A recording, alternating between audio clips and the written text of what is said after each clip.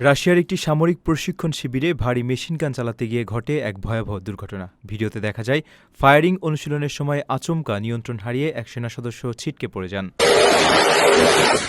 সামরিক মহড়ার সময় এমন রোমহর্ষক দুর্ঘটনার পর যুদ্ধাস্ত্রের ভয়াবহতা এবং সামরিক প্রশিক্ষণের সময় কঠোর সুরক্ষা ব্যবস্থার প্রয়োজনীয়তা নিয়ে নতুন করে আলোচনা শুরু হয়েছে।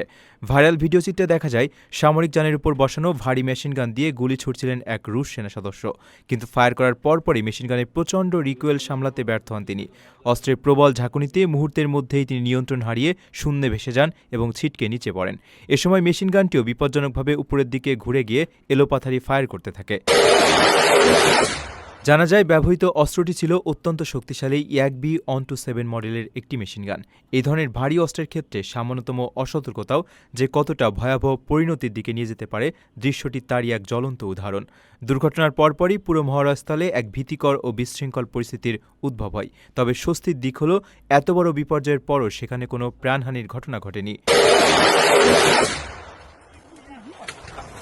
নিজের একটি স্বপ্নের ফ্ল্যাট এখন আর স্বপ্ন নয়। প্রবাসীর সিটিতে শুরু হয়েছে ৬ বছর মেয়াদী সহজ কিস্তিতে ফ্ল্যাট কেনার দারুণ সুযোগ। এক ঠিকানায় আধুনিক জীবনযাপনের সব সুবিধা, নিরাপদ, পরিকল্পিত ও বিদেশের মতো স্মার্ট পরিবেশ। আজই বুকিং করুন আপনার পছন্দের ফ্ল্যাট আর গড়ে তুলুন নিজের স্থায়ী ঠিকানা। বিস্তারিত জানতে কল করুন স্ক্রিনে দেওয়া নাম্বারে।